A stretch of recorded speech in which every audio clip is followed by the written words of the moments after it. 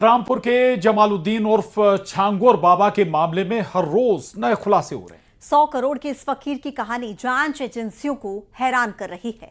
बाबा के गैंग पर 100 करोड़ से ज्यादा के विदेशी लेन देन, हवाला और मनी लॉन्ड्रिंग के आरोप हैं। ईडी ने जांच शुरू कर दी है और अब बाबा की प्रॉपर्टी, बैंक अकाउंट्स और नेटवर्क की गहराई से पड़ताल शुरू कर दी गई है। ईडी के रडार पर जलालुद्दीन की प्रॉपर्टी,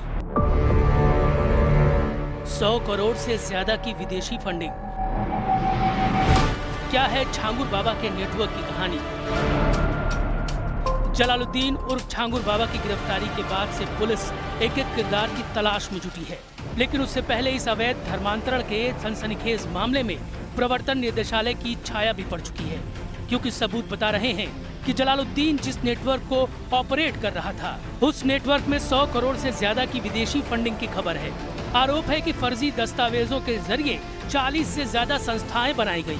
उन्हीं संस्थाओं के नाम पर 40 बैंक अकाउंट से विदेशी फंडिंग का खेल किया गया। जलालुद्दीन उर्फ छांगुर बाबा के अवैध धर्मांतरण के मामले में ईडी की तो एंट्री हो सकती है और इस पूरे मामले में एनआईए की भी एंट्री हो सकती है, क्योंकि ये पूरा मामला विदेशी फंडिंग, टेरर फंडिंग से जुड़ा हुआ है। इसीलिए ईडी के बाद एनआईए की भी एंट्री हो सकती है। मेरे पास इस वक्त वो तमाम डॉक्यूमेंट्स हैं, वो डॉक्यूमेंट्स जहाँ से फाइनेंशियल ट्रांजेक्शन्स हुए हैं, यानी विदेशों से जो पैसे आए हैं, वो तमाम डॉक्यूमेंट्स हैं। यहाँ पर आप देख पा रहे हैं और डॉक्यूमेंट्स में सबसे ऊपर आप देखिए 16 करोड़ का जिक्र है। ये 16 करोड़ जो है पुणे में जो है, यहाँ पर देखिए ग्राम पंचायत लोनावला, तहसील मावल, जिला पुणे में ये प्रॉपर्टी खरीदी गई है। यानी ये जो विदेशों से फंडिंग आता था, उस फंडिंग से जो है ये लगातार प्रॉपर्टीज वगैरह भी ये गैंग खरीदता था। यही वजह है कि प्रवर्तन निदेशालय छांगुर बाबा की संपत्तियों की जांच के लिए अब सारा ब्यौरा एटीएस से ले रहा है, ताकि ये पता लगाया जा सके कि जलालुद्दीन उर्फ छांगुर बाबा की आलीशान कोठियों और लग्जरी गाड़ियों का हिसाब किताब क्या है। यूपी में अवैध धर्म परिवर्तन के इस बड़े रैकेट की शुरुआत तब उजागर हुई जब विश्व हिंदू रक्षा परिषद के राष्ट्रीय अध्यक्ष गोपाल राय ने इसका भंडाफोड़ किया। गोपाल राय खुद जलालुद्दीन उर्फ छांगुर बाबा के गोंडा स्थित घर पहुंचे और वहां से मिले फर्जी दस्तावेजों और धर्मांतरण से जुड़े कागजात प्रशासन के सामने रखे। शुरुआती जांच में पता चला कि छांगुर बाबा और उसके गैंग ने फर्जी संस्थाएं बनाई और इनके जरिए अवैध फंडिंग और धर्मांतरण का जाल बिछाया।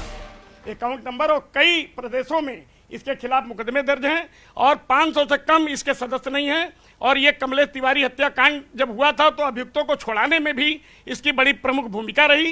इसी में चंदन गुप्ता की भी बात थी। अब ये जो इस्लाम राष्ट्र बनाने की बात कर रहा था, तो जिसकी सोच और 40 देशों से इसको फंडिंग जो हो रही थी, तो ये बहुत महत्वपूर्ण मुद्दा है।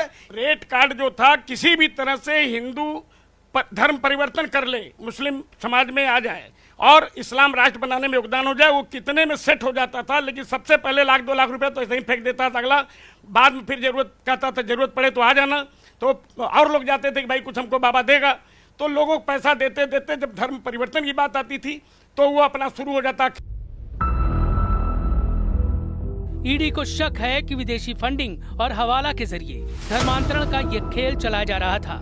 यही नहीं, दावा तो ये भी किया जा रहा है कि इन पैसों का इस्तेमाल देश विरोधी गतिविधियों को अंजाम देने के लिए किया जा रहा था। जांच हो रही है और सबसे बड़ी चीज ये है कि गहन जांच होगी। तो जैसे महाराष्ट्र है, अब यूपी पुलिस अगर महाराष्ट्र जाए या वहाँ की पुलिस देखे, और कई प्रदेशों में ये बहुत बड़ा आतंकी फंड भी सब इकट्ठा कर रहे हैं। ये देखने में सीधे साधे सब लोग थे और ये एक फकीर के पास जो है 500 करोड़ की हैसियत कहाँ से आ जाएगी, ये बहुत बड़ा नेटवर्क है। ये खुलासा का विषय है। इसके अलावा उत्तर प्रदेश और दूसरे राज्यों में भी उसके नाम या संस्थाओं के नाम पर करोड़ों की संपत्तियां हैं। जाहिर है ये एक बड़ी साजिश है, जिसकी एक एक कड़ी तक पहुंचने की कोशिश की जा रही है। मध्य प्रदेश पर मुहर्रम पर जमकर कलेश हुआ, जमकर बवाल हुआ और कई सवाल भी खड़े हो गए। सवाल ये कि मध्य प्रदेश में मुहर्रम को बहाना बनाकर बवाल बढ़ाना मकसद था या किसी बड़ी साजिश की प्लानिंग की जा रही थी। मुहर्रम पर कहीं हिंदू राष्ट्र का बैनर जलाया गया तो कहीं रूट बदलने पर बवाल भी हुआ। कहीं 2 गुट आपस में भिड़ गए तो कहीं पर युवक को मौत के घाट उतार दिया गया। देखिए इस रिपोर्ट में।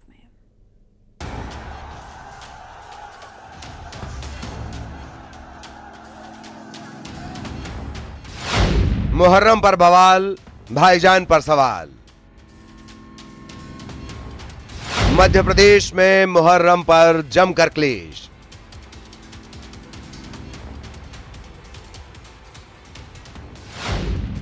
साजिश की डगर, किसकी गंदी नजर। तस्वीरें गवाह हैं मध्य प्रदेश में मुहर्रम पर बवाल की। तस्वीरें गवाह हैं मध्य प्रदेश में मातम के जुलूस में मचे क्लेश की। कहीं जुलूस का रूट बदलने पर बवाल हुआ तो कहीं हिंदू राष्ट्र का बैनर जलाने पर हंगामा मचा। कहीं दो गुट आपस में भिड़ गए तो कहीं जुलूस के बाद युवक की हत्या कर दी।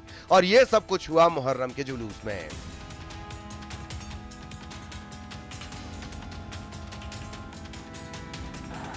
सबसे पहले तस्वीर उज्जैन की देखिए, जहां मुहर्रम के जुलूस में उस समय विवाद की स्थिति बन गई जब जुलूस तय रूट से हटकर दूसरे रास्ते पर पहुंच गया। इस बदलाव से हालात तनावपूर्ण हो गए और पुलिस को स्थिति संभालने के लिए लाठीचार्ज करना पड़ा। इस पूरे बवाल का वीडियो भी सामने आया है। जब मुहर्रम का जुलूस निकल रहा था उसी दौरान जिस रूट पर उनको जाना था उस रूट से भटकते हुए दूसरे रूट पर घुसने का प्रयास किया।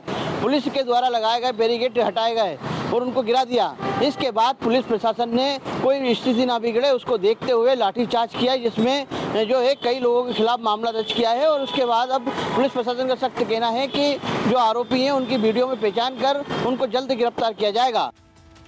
रतलाम में हिंदू राष्ट्र का बैनर जलाने को लेकर विवाद हुआ। नाराज लोगों ने आज सैलाना बंद कर दिया। दरअसल कल मुहर्रम के जुलूस के दौरान करतब दिखाते समय हिंदू राष्ट्र का बैनर जल गया था। इसे लेकर लोगों में भारी नाराजगी है। लोगों ने आज सैलाना बंद कर दिया। उधर शहडोल में मुहर्रम के जुलूस के बाद युवकों में इस कदर विवाद हुआ कि एक युवक की चाकुओं से गोदकर हत्या कर दी गई। मामला पुरानी बस्ती मस्जिद के पास का है। पुलिस ने आरोपी को गिरफ्तार कर लिया है। बच्चे के साथ चाकूबारी हुआ सर। किसने किया है? अब ये जानकारी नहीं है, किसी अज्ञात व्यक्ति के कारण होगा। क्या हो गया बच्चे को? सर मेरे बच्चे को लगा है यहाँ पर चाकू मारा गया है। हाँ। और आज खत्म हो गया। शाजापुर की बात करें तो यहाँ जुलूस के दौरान दो गुट आपस में भिड़ गए। थोड़ी ही देर में अफरा तफरी का माहौल बन गया। हालांकि मौका रहते पुलिस ने हालात पर काबू पा लिया। जो समाज के जो कुछ ग्रुप थे उसमें ही आपस में कहासुनी हुई थी और पुलिस उपस्थित थी। तत्काल नियंत्रण कर लिया गया। किसी प्रकार की कोई भी जनहानि घटना नहीं हुई। पूरी तरह शांति है और सभी लोग अपने अपने घरों में चले गए। मुहर्रम पर बवाल हुआ तो सियासत में भी उबाल आ गया। बीजेपी विधायक रामेश्वर शर्मा ने दो टूक कहा, सरकार त्योहार मनाने की छूट देती है लेकिन उपद्रव करने की कोशिश करने वालों पर पुलिस का डंडा चलेगा। दूसरी तरफ कांग्रेस ने कानून व्यवस्था पर सवाल खड़े किए हैं। किसी भी अपराधी को बख्शा नहीं जाएगा, इतना ध्यान रखना। आम नागरिक हो या पुलिस अगर इन पर हाथ उठाया है तो उसकी सजा भयंकर मिलेगी। इतने इलाज होंगे कि बैठने योग्य नहीं होंगे। आने वाली 3 पीढ़ियां तुम्हारे चेहरे देखकर रूह कांपेगी।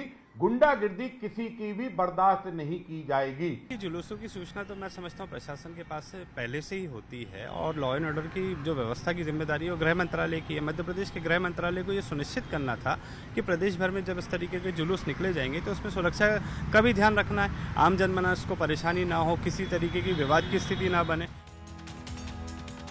समाज का अपना नजरिया है और सियासत का अपना, लेकिन इस नजरिए के बीच सवाल यह है कि क्या मध्य प्रदेश में साजिश की डगर तैयार की जा रही है? अगर हां तो किसकी शांति के टापू पर गंदी नजर है? और अगर नहीं तो फिर क्यों किसी खास मौके या त्योहार पर इस तरह के बवाल की तस्वीरें सामने आती हैं? सवाल यह भी कि क्या एक बार फिर मध्य प्रदेश का माहौल बिगाड़ने की कोशिश की गई और इस बार मुहर्रम के जुलूस की आड़ में साजिश रची गई? Bureau report, news 18। और इसी के साथ खबर असरदार में हमारे साथ इतना ही। अब